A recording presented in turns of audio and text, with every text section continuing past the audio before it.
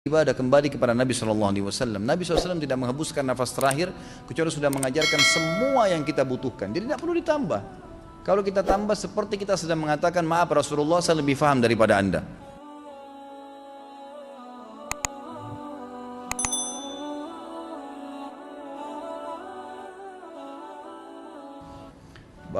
Dari riwayat Imam Ahmad dan Ibnu Majah bahwasanya ketika Nabi Ibrahim alaihissalam dilemparkan ke dalam api, mulailah semua hewan melata berusaha memadamkannya kecuali cicak yang justru meniupnya atau meniup api yang membakar Nabi Ibrahim alaihissalam. Diriwayatkan Abu Hurairah, barang siapa yang membunuh cicak dengan satu kali pukulan ditulis baginya 100 kebaikan, dan barang siapa yang membunuh pada pukulan atau bantingan yang kedua baginya lebih sedikit dari itu, dan barang siapa yang membunuhnya pada pukulan ketiga lebih sedikit daripada itu.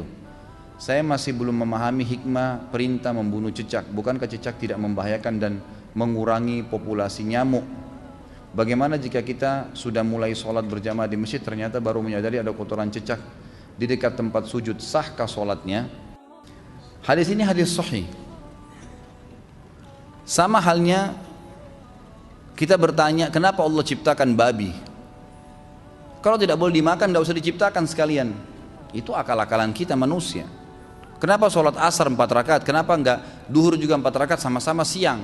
Kenapa enggak satu saja Allah kasih? Daripada jam 12 sama jam 4, lebih baik jam 2 siang sekalian 4 rakaat. Loh, Allah maunya begitu. Gimana caranya kita sebagai makhluk memprotes Allah? Nggak bisa. Iman itu artinya meyakini dan mengikuti semua apa yang diperintahkan oleh Tuhan Allah SWT. Itu memang iman.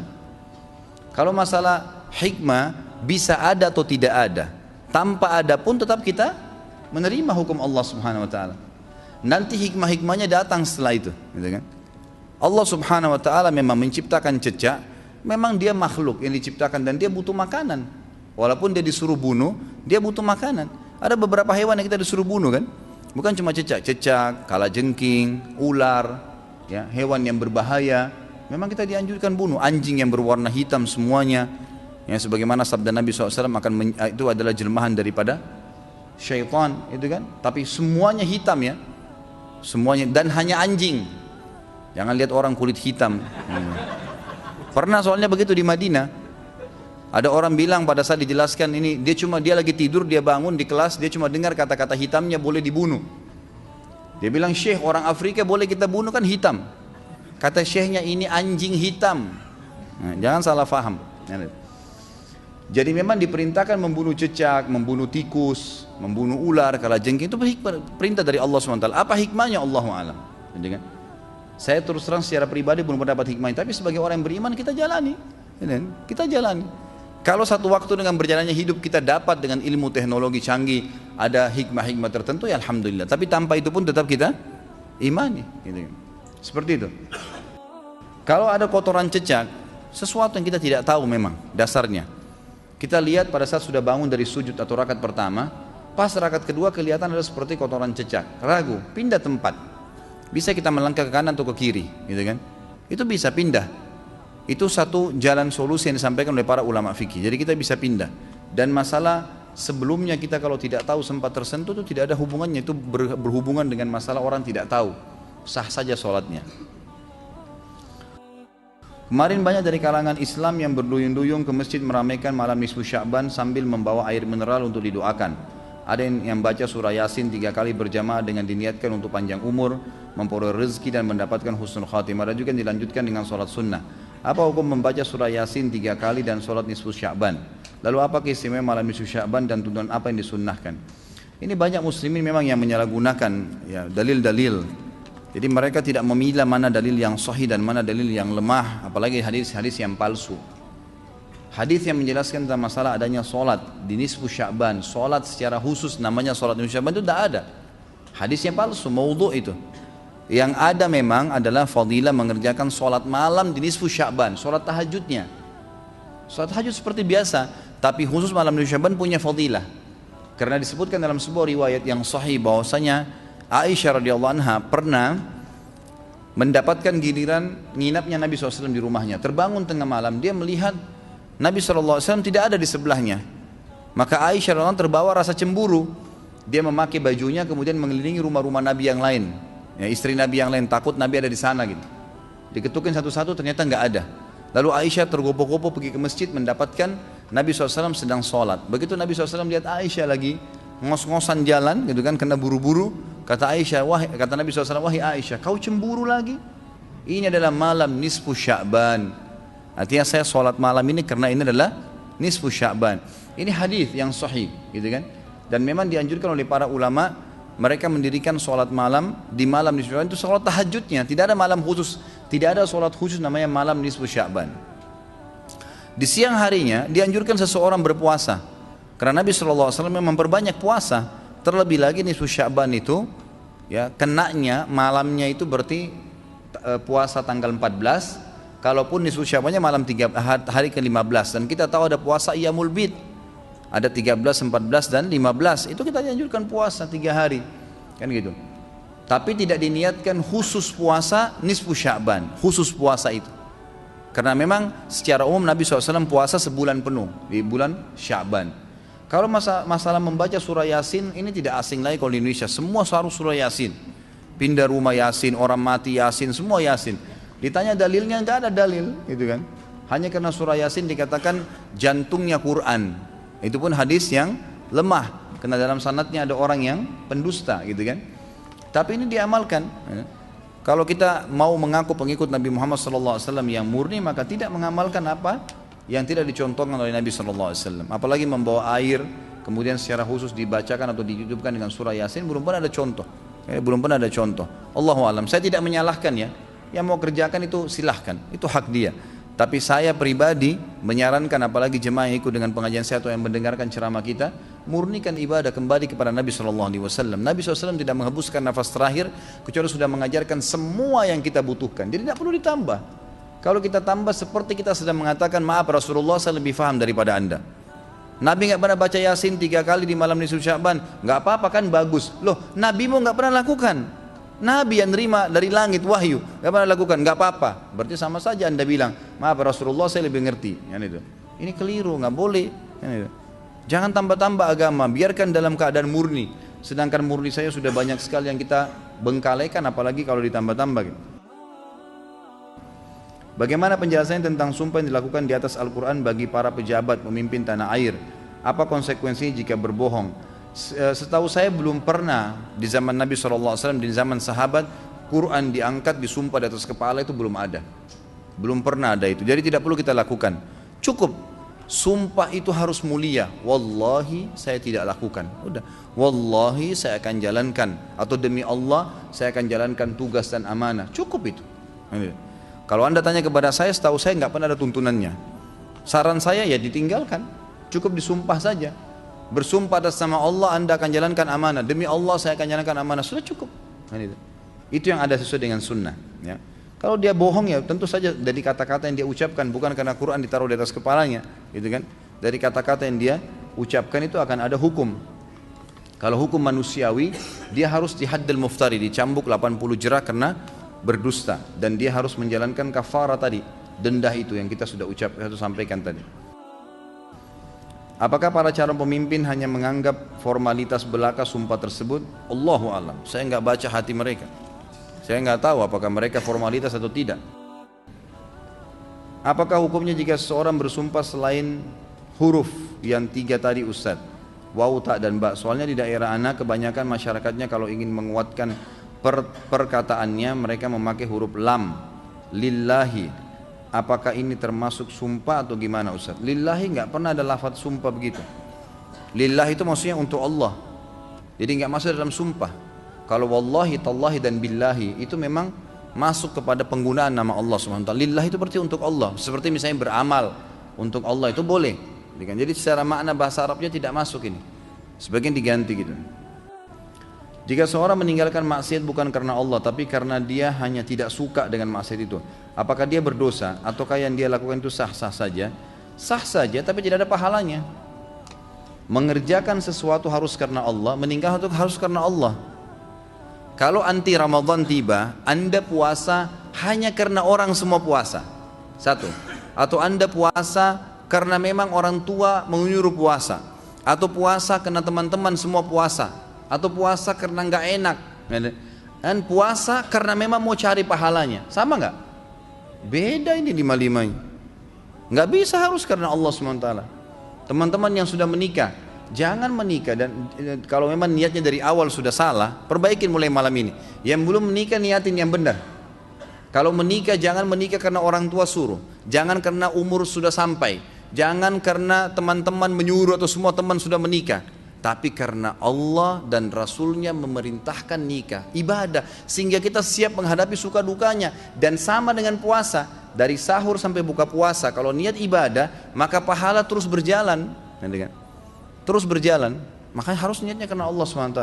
Kalau dia hanya niatkan karena tidak suka, kebetulan dia jijik misalnya sama cium bau busuknya khamar misalnya, ya itu cuma dia pribadi, secara pribadi nggak ada pahala. Tapi karena dia benci khamar, karena Allah Subhanahu wa taala melarang, maka itu pahala. Apa hukum apa ini goyang dumang? Karena kalau di sekolah umum pada pelajaran olahraga diiringi dengan goyang. Jika siswa tidak mau ikut maka nilainya terancam. Ya kalau pakai musik haram lah. Tidak bisa kita menghalalkan. Jadi ikhwan dan akhwat sekalian, tolong kalau ditanya kepada saya dan teman-teman dai yang lain, jangan Anda cemberut atau merasa tidak didukung kalau ustadznya bilang tidak boleh, karena pasti kami jawab hukum Allah. Nggak mungkin ada ustadz yang berani mengatakan kalau memang dia dai benar, oh boleh silahkan. Nggak bisa, atau karena mungkin anaknya sekolah di situ atau anaknya pernah lakukan, nggak bisa, haram. Kalau nggak konsekuensi, Anda akan ambil pahala saya hari kiamat. Ngapain? Susah-susah saya ibadah, Anda mau panen pahala saya karena saya ajarin salah? Nggak mungkin. Haram, nggak boleh. Gitu kan? Saya kerja di bank komisian, Ustaz, haram, riba, keluar. Emang begitu hukumnya? Belum bisa Ustaz, cari. Anda sudah tahu hukumnya kan? Silahkan, cari jalan. Kalau enggak berarti konsekuensinya pasti akan ada hukuman. Enggak mungkin ada seorang dai bilang, oh enggak apa-apa, kerja aja akhi, enggak apa-apa. Gitu. Berarti dia siap untuk menanggung konsekuensi, kan enggak mungkin. Haram, halal gitu. Dan alhamdulillah halal itu banyak. Bapak saya sering bersumpah dengan nama Allah untuk menutupi kesakitannya, sehingga kami sebagai anak sudah tidak menghiraukan lagi sumpahnya. Gimana cara menasehati agar beliau kembali, dan bagaimana kafarahnya? Sedangkan sumpahnya udah tidak bisa dihitung berapakah sumpahnya. Dari mana Anda bisa tahu kalau dia bohong di sini? Mungkin benar lagi nggak sakit. Mungkin benar misalnya dia lagi tidak mau makan bubur, tapi karena dipaksa oleh anaknya dia mengatakan demi Allah saya nggak suka. Memang mungkin dia nggak suka, kan gitu. Kalau saya ikutin saja, kecuali kalau memang ada indikasi dari pemeriksaan dari dokter memastikan memang betul dia seperti itu, diingatkan hukumnya. Tugas kita mengingatkan, kita tidak bisa mengubah orang. Hidayah di tangan Allah SWT. Ayah, yang saya tahu, saya belajar di pengajian saya nggak boleh sumpah kalau kita harus bohong, gitu kan? Nggak bisa. Ayah sakit bilang sakit, tidak akan memberatkan kami, gitu kan? Berikan ketenangan seperti itu. Kafaranya ya seperti biasa. Ulama sepakat mengatakan kalau ada orang berulang kali bohong, gitu kan? Dalam sumpahnya ada pendapat yang mengatakan cukup kafarah sekali. Kalau permasalahan yang dia lakukan sama, ya, misal dia bohong di penyakitnya tadi, karena sama kesalahannya, sumpah yang dia lakukan di kesalahan yang sama, kafaranya sekali. Tapi kalau berbeda jenis kesalahan yang dia lakukan, maka kafar, setiap dosa itu ada kafarahnya. Difahami ya? Saya pernah berjanji kepada istri untuk pulang kampung tapi tidak bersumpah dengan nama Allah. Apakah saya harus membayar kafarah dan puasa 3 hari? Tidak. Kalau berjanji tidak, gitu kan? Insya Allah tidak masuk di situ. Tapi kalau Anda pungkiri, ya ini berarti Anda berdosa, kecuali istrinya ridho, karena sudah janji ya. Orang mukmin selalu patuh dengan syaratnya. Saya akan pulang insya Allah, ya, nanti seminggu kemudian. Lalu ada halangan. Tadi saya sudah jelaskan subhanallah di awal ya. Jelaskan argumen kenapa kita kerjakan dan kenapa tidak kerjakan. Maaf belum bisa karena ada kerjaan. Sampaikan apa adanya. Oh kamu tidak sayang gini-gini. Itu alasan saya dan ini benar saya berkata. Selesai, gitu kan. Jangan biasa merasa dihantui ketakutan nanti dipercaya enggak ya? Enggak usah. Sampaikan jujur, serahkan selebihnya kepada Allah. Jangan biasakan orang curiga kepada kita. Kalau prinsip saya begitu, saya bicara apa adanya selesai. Anda percaya tidak percaya ini perkataannya yang benar. Akhirnya orang-orang yang berinteraksi sama saya sudah tahu, oh berarti pasti benar nih kalau diucapin, karena saya juga tidak mungkin jual agama saya kan gitu. Jadi biasakan seperti itu. Yang penting kita memang betul apa adanya, bukan rekayasa. Mana yang harus didahulukan, puasa Syawal dengan puasa bayar utang Ramadan? Tentu saja utang Ramadan, tetap utang Ramadan. Dan saya selalu setiap tahun, tentu ini waktu dari Masjid BI dulu kemudian kita pindah di Al-Azhar, memang biasanya habis selesai Idul Fitri itu saya selalu menerangkan dulu tentang apa yang harus dikerjakan pasca Ramadan. Setelah Ramadan itu apa sih yang kita harus lakukan? Di antaranya fadilah-fadilah puasa-puasa sunnah yang akan kita ingatkan kembali. Puasa 6 hari Syawal, Senin Kamis, Ayyamul Bid, kemudian puasa Tasu'a dan Asyura di bulan Muharram, kemudian puasa hari Arafah tanggal 9 Zulhijjah, itu semua akan kita motivasikan kembali. Tapi kalau hadis yang dimaksud adalah siapa yang berpuasa Ramadan sebulan penuh, kemudian diikuti 6 hari bulan Syawal puasa sunnah, maka pahalanya sama dengan puasa setahun. Ulama mengatakan hadis ini berlaku secara letterlet hukumnya. Berpuasa Ramadan sebulan penuh lalu diikuti puasa Syawal 6 hari, berarti sebulan 6 hari baru dapat ya pahala puasa setahun penuh. Baik, tinggal pertanyaan Ustadz, saya kalau khawatir bulan Syawal saya lepas, karena biasanya seminggu di Indonesia ini libur puasa, ketupat lah, buras lah, apa alasannya macam-macam gitu kan. Baiklah, seminggu hilang, berarti sisa 3 minggu. Perempuan akhwat ada haid, seminggu lagi, tinggal 2 minggu, takut habis Ustaz. Boleh Syawal dulu? Boleh, bukan tidak boleh. Syawal dulu boleh, kan gitu. Tapi kalau ditanya mana yang saya dahulukan, tentu saja lebih afdal puasa Ramadan baru bayar 6 hari Syawal. Kalau bisa digabung lebih baik. Misal punya utang 3 Ramadan, 3 hari bayar dulu 3 hari baru 6 hari Syawal. Tidak usah khawatir, karena sebulan itu kalau mesin itu sudah panas mobilnya, udah biasa lari 120, 140, jangan begitu tiba bulan Syawal dikendorin lagi lari 10 gitu. Udah gas terus saja, kalau perlu sampai 200 larinya gitu kan. Mestinya begitu, lebih giat beribadah. Apalagi ini cuma 6 hari, sebulan tambah 6 hari. Kalau kita kerja di satu perusahaan, pimpinan perusahaan bilang siapa yang kerja Januari full tambah 1 minggu Februari, gaji setahun dia terima. Tidak usah kerja setahun, 5 pekan saja kerja, pasti lembur semua. Ini begitu, puasa Ramadan tambah 6 hari saja. 6 hari ini boleh dicicil lagi. Hari ini, besok, minggu depan 2, pokoknya selama bulan Syawal. Dan boleh digabung Senin Kamis, Senin ibadah sunnah boleh digabung niatnya, gitu kan? Senin Kamis, maka dapat pahala banyak, gitu kan? Nah, kalau kepepet boleh puasa Syawal dulu, tapi selama belum dibayar utang Ramadannya yang 3 hari misalnya, dia sudah puasa 6 hari Syawal, belum dicatat pahala setahun sampai tuh yang 3 hari dibayar. Mudah-mudahan di sini tidak ada pertanyaan yang akan saya ucapkan sekarang. Sering kali kalau dekat Ramadan begini, Ustadz, saya masih punya utang tahun lalu belum dibayar. Ini tinggal 2 minggu Ramadan. Mana 11 bulan nih, kemana anda 11 bulan ini? Yang pergi sana, pergi sini, acara ini, keluar kota, tidak pernah puasa. Masa? Ustadz ini kesian kadang-kadang ya, posisinya pesawat sudah 2 sayapnya putus, patah gitu kan. Ini di depan sudah asap semua, Ustadz selamatin pesawatnya jangan sampai jatuh. Ini rumah tangganya sudah ribut, kacau balau, bertengkar tiap hari. Ustadz bagaimana jalan keluarnya? Apa dosanya Ustadz ini?